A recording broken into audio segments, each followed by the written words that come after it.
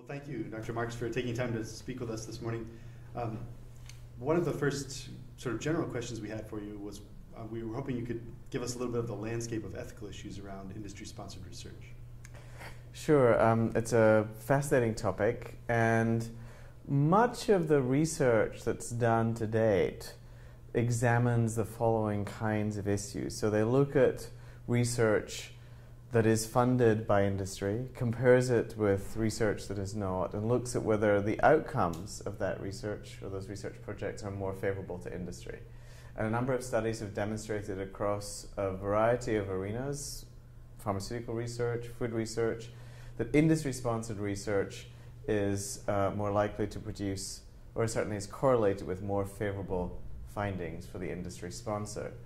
The mechanisms for this process are not entirely clear. Some people argue that there's a correlation between favorable findings and poor quality methodology, entailing a higher risk of bias, but other research casts doubt on that assertion. So the mechanism is not clear. But for me, that's only one tiny piece, a very important piece, but one small piece of the larger picture. And the kinds of questions that I am interested in are the ways in which the industry sponsorship of research shapes the kinds of questions that get asked, as well as how they get asked and answered, and also determines to some extent the questions that get ignored. So for me, these are some of the core issues. And my own view is that if we are struggling to try and find solutions to what Frank Fisher has called some of society's wicked problems, by which he means problems we struggle to define, let alone solve, we have to look at a whole panoply of potential solutions. And if industry funding leads us only to look at solutions that are favorable to the interests of industry sponsors, then that's problematic. Okay, yeah, that's really interesting. There seems to be a whole network of conceptual issues around this topic, and one of those is the relationship between industry-sponsored research and something like commercialization of research. Can you speak a little bit about that relation? Absolutely. So this ties in nicely with the first question you asked me. One of the effects of collaborating with industry and of industry sponsorship of research is, of course, industry really has an incentive to fund research that will result in products which are readily commercializable, because those are the products the industry sponsor can then sell. So there is a strong relationship between the commercialization of research and industry sponsorship of research. And in my view, what that does is it tends to prioritize technological solutions to social problems that are readily commercializable, and then leads us to neglect other kinds of solutions and indeed other framings of social problems. So for example, you may have seen on television advertisements for satiety supplements. These are powders you sprinkle on your food to create the sensation of feeling full. Well, in my view, that is that's very conspicuous as a commercializable solution, or a purported solution to a social problem.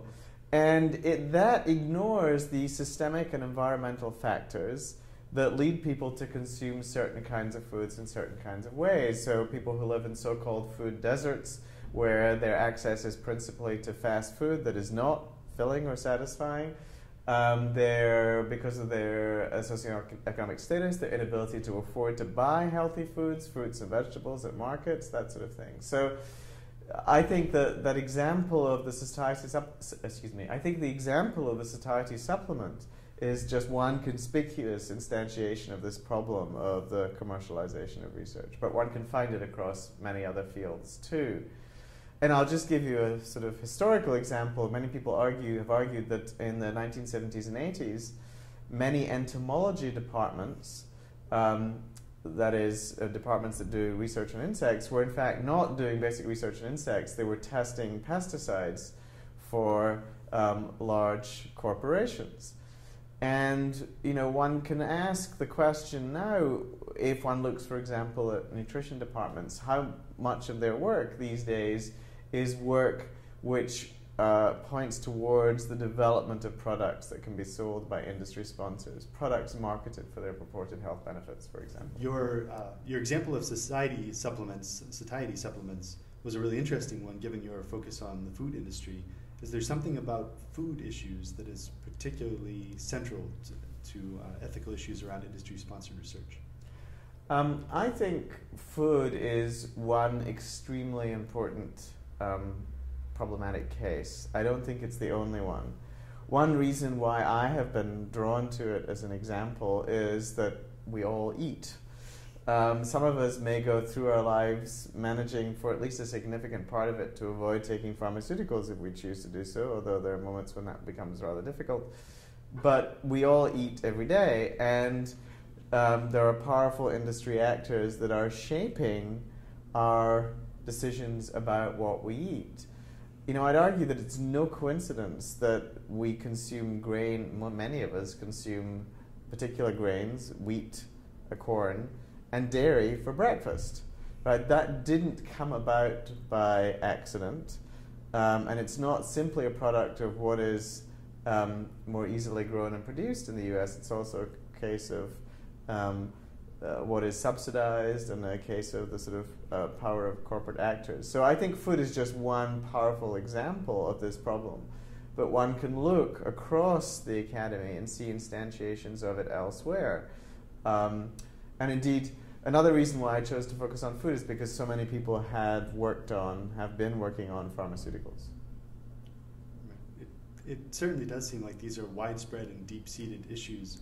So it makes some of us wonder if relationships between industry and academics can't help but be somehow biased or tainted by that relationship itself. Are there potential solutions that you see that are feasible to overcome this potential bias? So there's an argument that two scholars made in 2003, 2004 respectively, Sheldon Krimsky and Arthur Schaefer, and they both argued for some mechanism to sequester or separate the industry funder of research from the research team and the researchers. And this idea didn't have much uptake, but it's sort of been reinvigorated most recently by Chris Robertson and others who argue for what Chris calls money blinds. And the idea is, you know, if the paradigm case, the gold standard for clinical research is the double-blind randomized controlled trial, why not introduce additional layers of blindness so the industry funder doesn't know the identity of the researcher and the researcher doesn't know the identity of the industry funder? And that, it has been argued, is a way of separating and protecting the research. In fact, the way Chris puts it is it maintains the subsidy funding, the subsidy component of industry sponsorship without having all of the negative effects.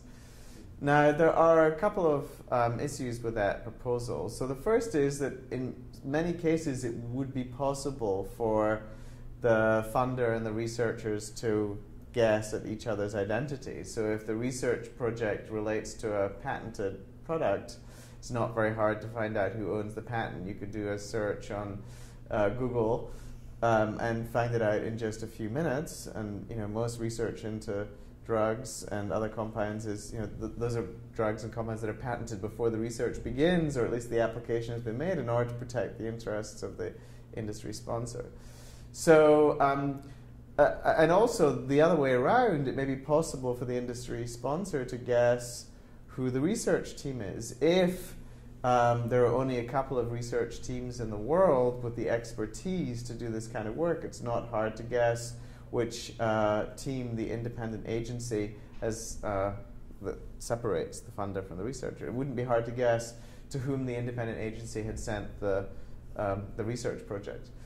But so I think that's you know. So in other words, it is possible to pierce through the veil. And I should add, and even if you couldn't guess as the company which of two research teams, you could simply make donations or gifts to both research teams and cover your bases, just as large corporations today will make gifts to a Republican and a Democratic presidential candidate. They'll adjust the amounts according to the favorability of their policies and the prospects of success, but essentially they give to both. And so that could be the case even if one had money blinds. Now, I think Chris and others recognize this criticism. They argue that you can make a condition of receipt that you don't have any gifts from any other industry actors in the field. But I would say the more fundamental critique, in my view, is that money blinds don't address the problem which I've highlighted, and a problem I call research agenda distortion.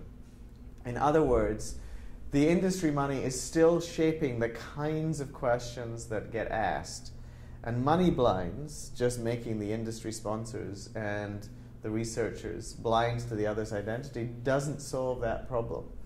If you want to solve the problem of research agenda distortion, the fact that industry money leads us to ask some questions and provides no incentives to ask others, then you have to find a way of creating additional funding streams for that work.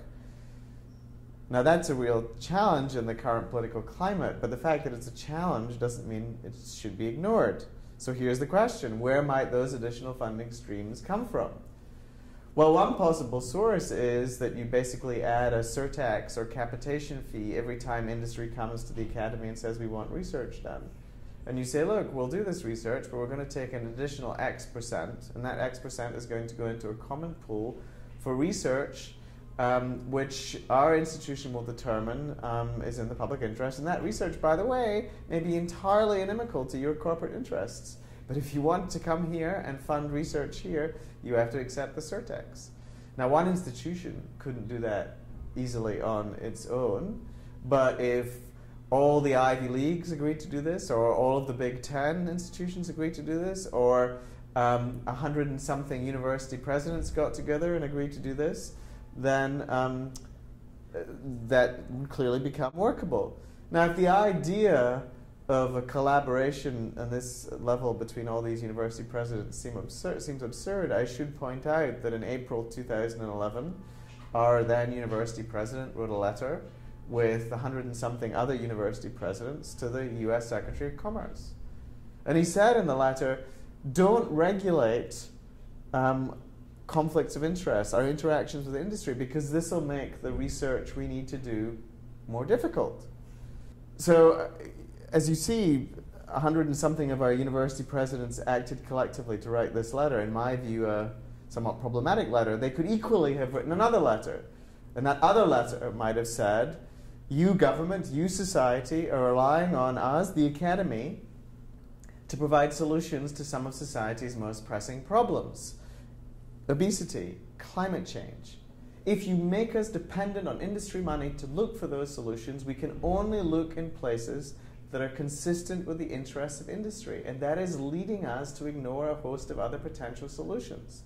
If we are serious about tackling these problems, we must be comprehensive in our search for solutions. And if being comprehensive requires additional funding streams, which in my view it does, we must look to you to provide them. Thank you, Jonathan. It seems like you've presented a feasible option, even if it's a difficult option to instantiate. We want to back off a little bit and ask you questions specifically about your work here at the ROC. The ROC director, staff, and yourself have worked to develop a concept of research ethics that goes beyond the traditional responsible conduct of research topics. But there's little consensus about how far that new domain should be extended, how far we should push the idea of research ethics. Are there specific topics like industry-sponsored research that you think we should include in this new, broader domain of research ethics? So absolutely. I think addressing systemic questions, of which industry sponsorship of research is one, is the kind of thing that should fall under the broader umbrella of research ethics. For a long time, we have focused on simple questions, fabrication, falsification, plagiarism, the stuff that's traditionally considered to fall within responsible conduct of research. There are a whole range of broader systemic questions. Another example of an important question is the dual use of research. Or dual use research as it's sometimes called. That is research that may result in developments that could be harmful as well as helpful. Now, most things in life are potentially harmful or helpful, from kitchen knives, which are great for chopping onions, but can also be used by angry spouses to kill each other. But much of the research in the academy has potentially adverse effects, particularly in the biological sciences. And there's a researcher called Brian Rappert at the University of Exeter who interviews biological scientists all around the world and asks them if they thought about the potential harmful implications of their research. And a huge percentage in all the countries in which he asked this question profess not to have thought about these questions. So as we think about training scientists going forward, these are really important issues. Scientists should be thinking about the broader impacts, to use the language of the National Science Foundation, of their research. How may the research be used for good or ill?